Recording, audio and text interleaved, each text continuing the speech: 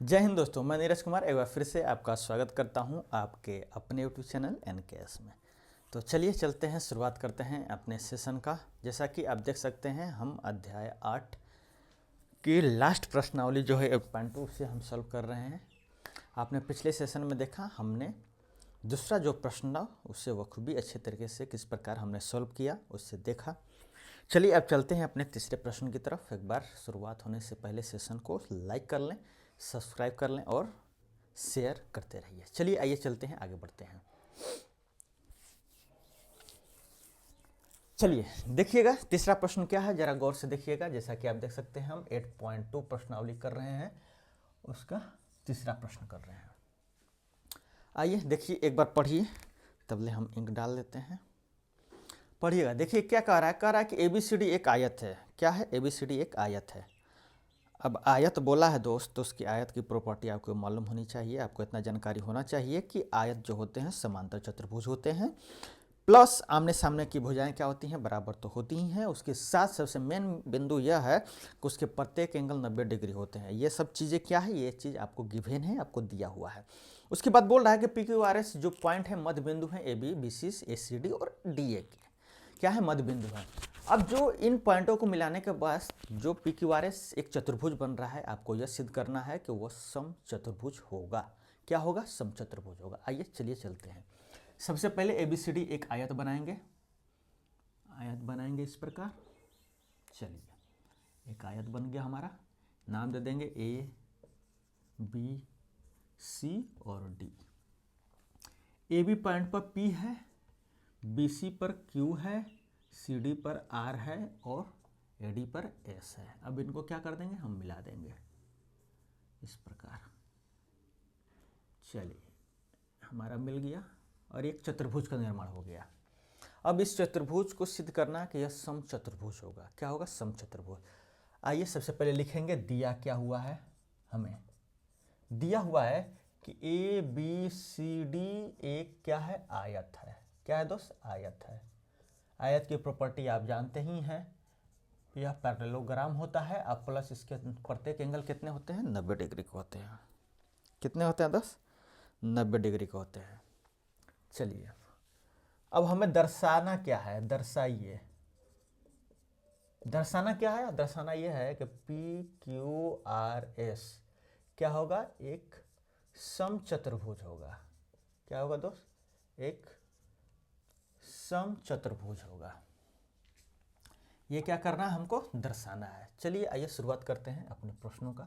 अब जरा समझिएगा, आयत की प्रॉपर्टी आपने देखा, हमने लिख दिया, यह समांतर चतुर्भुज और 90 डिग्री होना चाहिए।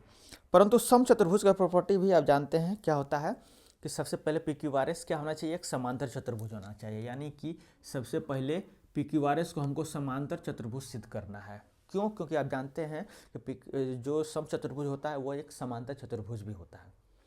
और इसके अलावा उसकी सबसे इम्पोर्टेंट पॉइंट क्या होता है, मेन कैरेक्टर, कि उसके सभी भुजा क्या होते हैं, बराबर होते हैं। उसके सभी भुजा यानी उसके चारों भुजा क्या होते हैं, बराबर होते हैं। ये दो पॉइंट को ही हमको सिद्ध करना है। सर क्या इसके 90 डिग्री एंगल नहीं होते? नहीं दोस्त, अगर PQRS के 90 डिग्री एंगल होगा तो वह समचतुर्भुज नहीं सिद्ध होगा, बल्कि वह यह सिद्ध हो जाएगा कि वह एक वर्ग है। क्या है? एक वर्ग है। तो हमें क्या सिद्ध करना है, समांतर समचतुर्भुज। तो हम समचतुर्भुज के दो ही मेन प्रॉपर्टी होते हैं। क्या होते हैं? कि वो समांतर चतुर्भुज होगा। पहले समांतर चतुर्भुज सिद्ध करेंगे और उनके सभी चारों भुजाओं को आपस में इक्वल दिखा देंगे। अब आइए चलिए शुरुआत करते हैं। सबसे पहले PQRS एक समांतर चतुर्भुज है, ये सिद्ध करेंगे। PQRS एक क्या होगा, समांतर चतुर्भुज होगा। कैसे? आइए देखिए जरा। पुनः वही प्रोसेस अपनाएंगे जो हमने पिछले प्रश्न में अपनाए हैं दोस्त। AC एक विकर्ण बनाएंगे जिसमें आप ट्रायंगल देख सकते हैं। ट्रायंगल कौन सा है? DSR में क्या होगा, ट्रायंगल ट्रायंगल जो हम लेंगे DAC लेंगे। DAC लेंगे, क्या लेंगे? DAC।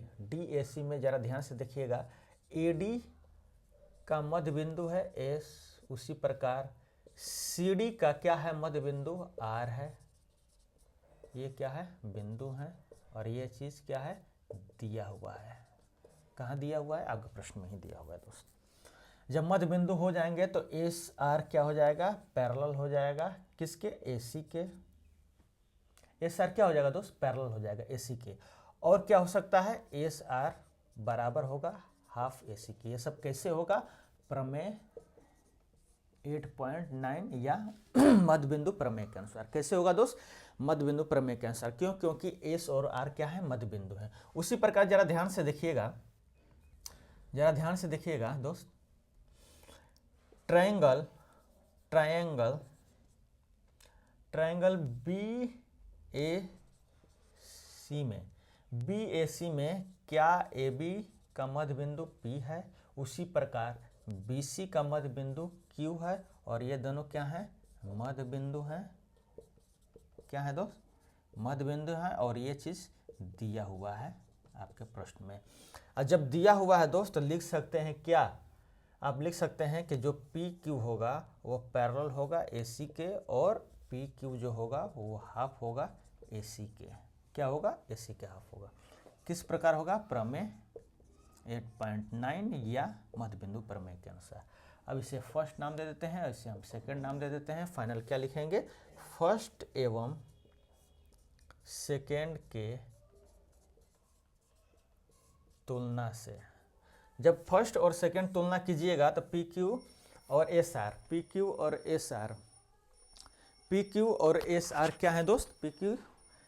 SR AC के पैरेलल है, PQ भी AC के पैरेलल है, तो फाइनली SR जो हो निकल जाएगा PQ के पैरेलल, और SR हाफ AC के इक्वल है और PQ भी हाफ AC के इक्वल है, तो फाइनल क्या निकल जाएगा?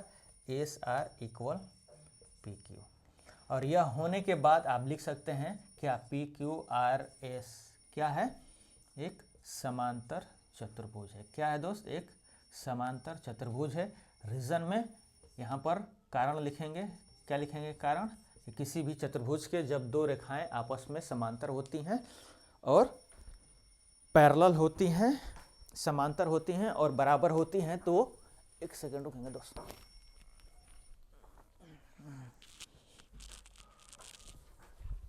अलार्म बज रहा था। चलिए, फिर कारण में क्या लिखेंगे कि जब किसी भी चतुर्भुज के दो भुजाएं आपस में पैरेलल हों और बराबर हों तो समांतर चतुर्भुज कहलाता है। ये आप पहले भी, इसमें ज़्यादा ध्यान देने की आवश्यकता नहीं है दोस्त आपको, क्योंकि ये पहले भी हमने इसको समझा चुका है अपने दूसरे प्रश्न में। मेन है हमको अब ये सिद्ध करना है। ये हमने अब सिद्ध कर दिया, अब हमको ये मेन है सिद्ध करना इसके चारों भुजाएं आपस में कैसे बराबर होंगी। चलिए चलते हैं, मिटाते हैं। मिटाएं, ये आप पहले भी कर चुके हैं दोस्त, ऐसे देखा ना। चलिए मिटाते हैं।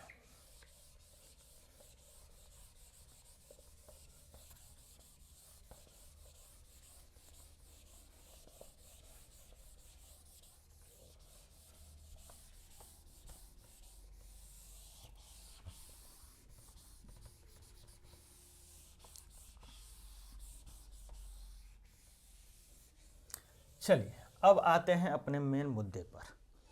ये चीज़ें तो हमने पहले भी किया हुआ था कि किसी भी चतुर्भुज जो मध्य बिंदुओं को मिलाकर बन रहे हैं उसे समांतर चतुर्भुज कैसे सिद्ध करें, ये तो हमने पहले भी किया हुआ था।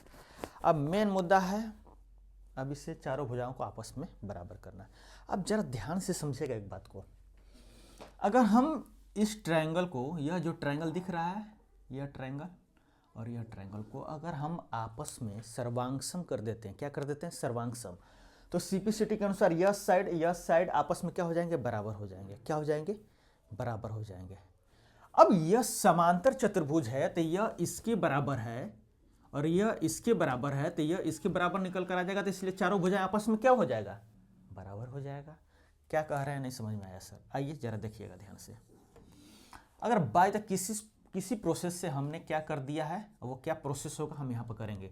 हमने क्या कर दिया है? फाइनली PQ बराबर कर दिया है किसके? SR के। सॉरी,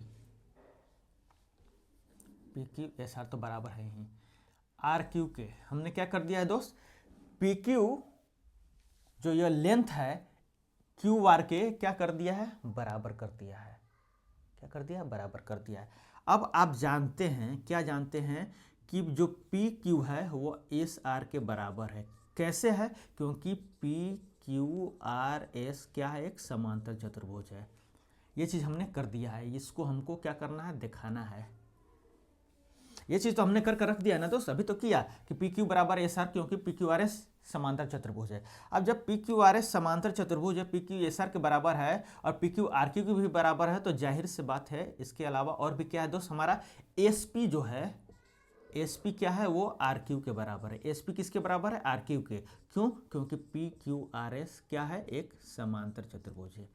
ये सब चीज़ें आपको समझ में आ रहा है, कहीं समस्या नहीं हो रहा है। हमको ये करना है भी।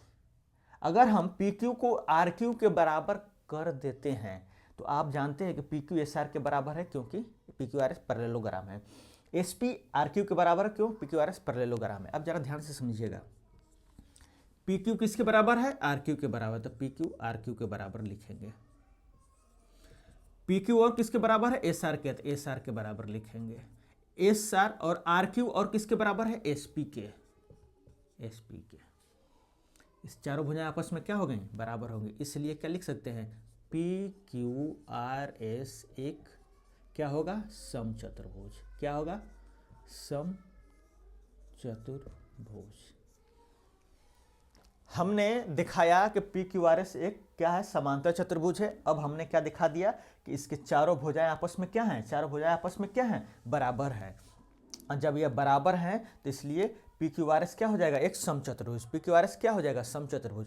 लेकिन सर यहाँ तक तो बात समझ में आया, लेकिन आप हमको यह बताइए कि यह कैसे बराबर होगा, पी क्यू और आर क्यू आप कैसे बराबर करेंगे। आइए दोस्त उसी को समझते हैं। यहाँ से पी क्यू और आर क्यू बराबर कैसे होंगे, जरा ध्यान से समझिएगा। यह दो ट्राइंगल हैं और दो ट्राइंगल को किसी एक भुजा को बराबर करने के लिए, किसी एक भुजा को बराबर करने के लिए उनको सर्वांगसम करना पड़ेगा। आप पहले से जानते हैं, तो आइए लिखिए कौन से ट्राइंगल को सर्वांगसम करेंगे, ट्राइंगल सी आर क्यू को सर्वांगसम करेंगे। ट्राइंगल सी आर क्यू को ट्राइंगल करेंगे बी पी क्यू से। किससे, बी पी क्यू से। आइए जरा ध्यान से देखिएगा कैसे होगा। क्या हम सी क्यू बराबर बी क्यू लिख सकते हैं, बिल्कुल। क्यों, क्योंकि यह, ध्यान समझिएगा, क्या हम सी क्यू बराबर बी क्यू लिख सकते हैं, बिल्कुल लिख सकते हैं, क्योंकि बी सी का क्यू क्या है, मध्य बिंदु है। क्या है, मध्य बिंदु है, और यह चीज दिया हुआ है। यहां तक कोई समस्या, कोई समस्या नहीं। क्या हम सी आर को बी पी लिख सकते हैं, बिल्कुल लिख सकते हैं सर। क्यों, क्योंकि ए बी सी डी दिया हुआ भी लिख सकते हैं, क्योंकि ए बी सी डी एक आयत है। क्या है, एक आयत है। आपके पहले ही प्रश्न में दिया हुआ है कि ए बी सी डी क्या है, एक आयत है। तो ए बी सी डी एक आयत है, तो सी डी बराबर होगा ए बी के, सी डी बराबर होगा ए बी के, इसका आधा भी बराबर होगा इसके आधा के। इसका आधा किए, सी डी का आधा किए तो सी आर निकला, इसका आधा किए तो बी पी निकला, तो वही हमने लिखा है, ए बी सी डी एक आयत होगा। बात को समझ में रहा, समझ रहे हैं, बिल्कुल बिल्कुल। चलिए अब जरा ध्यान से समझिएगा, क्या इस साइड को और इस साइड को मिलाकर यह जो एंगल बन रहा है, और इस साइड को एंगल जो बन रहा है, अगर यह बराबर होगा, बिल्कुल बराबर होगा सर, आर सी क्यू क्या बराबर लिख सकते हैं हम बी क्यू पी के, बिल्कुल सर। और यह 90 डिग्री है। 90 डिग्री क्यों है, क्योंकि ए बी सी डी एक आयत है। ए बी सी डी क्या है, आयत है। इसलिए आप क्या कर सकते हैं, इसलिए यस ए यस सर्वांग समता से, सर्वांग समता से ट्रायंगल सी आर क्यू सर्वांगसम हो जाएगा ट्रायंगल बी पी क्यू के। और जब यह सर्वांगसम हो जाएगा तब सी पी सी टी के अनुसार, किसके अनुसार, सी पी सी टी के अनुसार, सी पी सी टी के अनुसार पी क्यू बराबर होगा सी क्यू के, सॉरी आर क्यू के। किसके बराबर होगा, आर क्यू के। और यह फाइनल आपका निकल कर आ गया। दो अंतिम का 2, इधर के अंतिम का 2, तो CP/CT के अनुसार क्या हो जाएगा, PQ बराबर हो जाएगा RQ के। और जब PQ बराबर हो जाएगा RQ के, तब बाकी इसके आगे का प्रोसेस आप देख रहे हैं। और यहाँ पर जब हम वाट लिखे थे तो ये हो गया, ये किसके बराबर हो जाएगा, CP/CT से। किसके, CP/CT से। आप देख सकते हैं दोस्त, इस प्रकार आपका यह तीसरा प्रश्न यहाँ पर समाप्त होता है। आपका तीसरा प्रश्न यहाँ पर बिल्कुल दोस्त समाप्त होता है। चलिए चलते हैं, मिलते हैं अब आगे के प्रश्नों को अपने नेक्स्ट सेशन में करेंगे। यहाँ पर सेशन को समाप्त करते हैं। Have a nice day, God bless you, जय हिंद।